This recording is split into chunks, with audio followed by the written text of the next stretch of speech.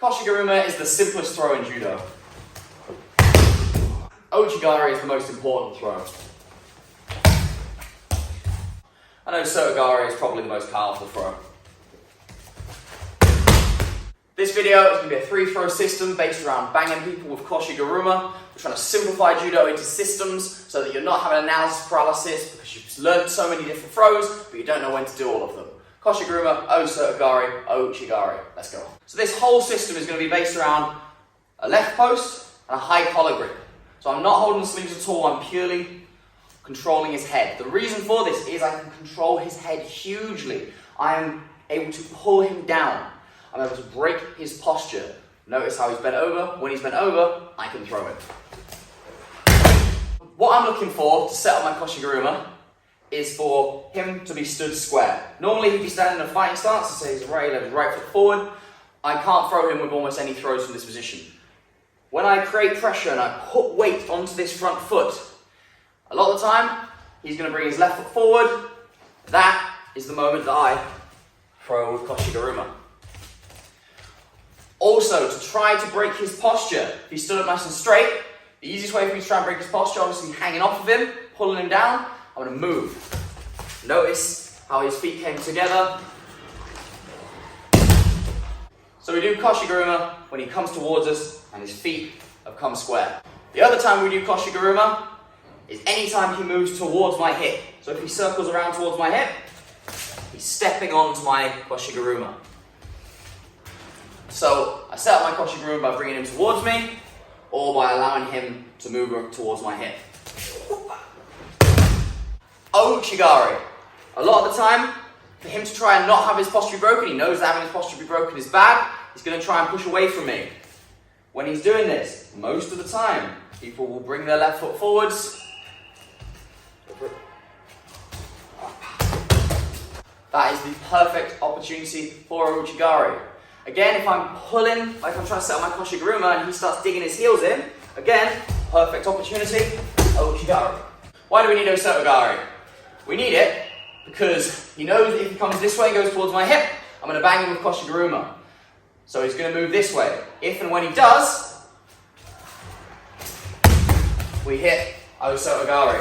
The other reason we have this is because when he's in his fighting stance, I need something that's going to threaten this front leg because I'm putting so much weight onto that front leg, which is excellent for me. General rule for judo, have weight on your back leg, not on your front leg. Makes it very easy for me to step, bring my leg in, slam it with Soto Gari. And also because he knows having weight on his front foot is bad, he's often going to want to move that. When he does that, that's when I hit my Koshi Guruma. The reason I love this system is because every throw can be done in combination with every other throw. If I do Koshi Guruma and he braces, I can go into either Soto Gari or Uchi Gari. It depends which foot his weight is on. If I go Koshi Guruma and he brings his left foot forward like he has just there, if I go for Koshi Guruma and he tries to step around me,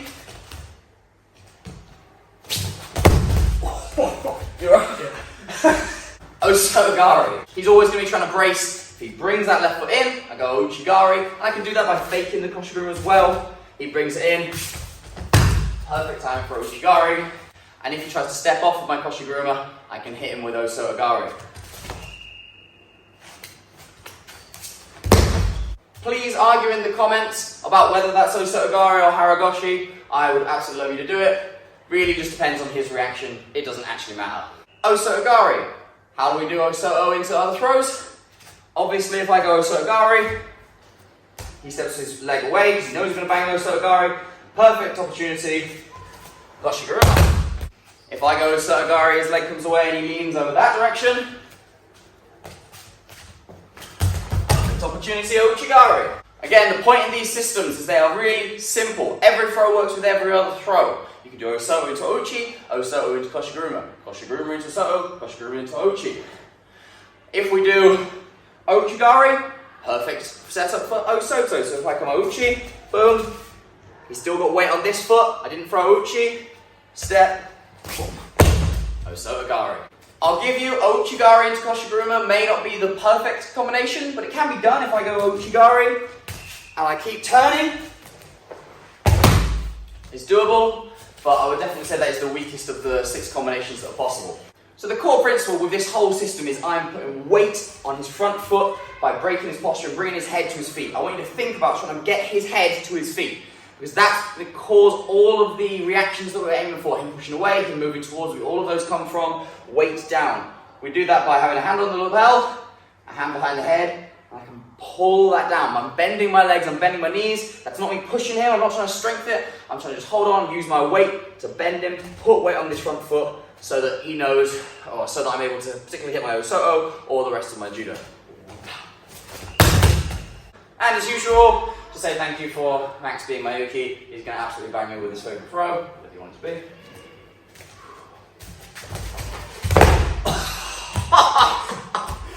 I deserve that. If you've enjoyed this video and understanding a more simple way of looking at Judo, building up these 3 throw systems, check out my playlist on my channel, or check out this video I did on a system based on Seoinage, Uchi Gari, and Soto Gari.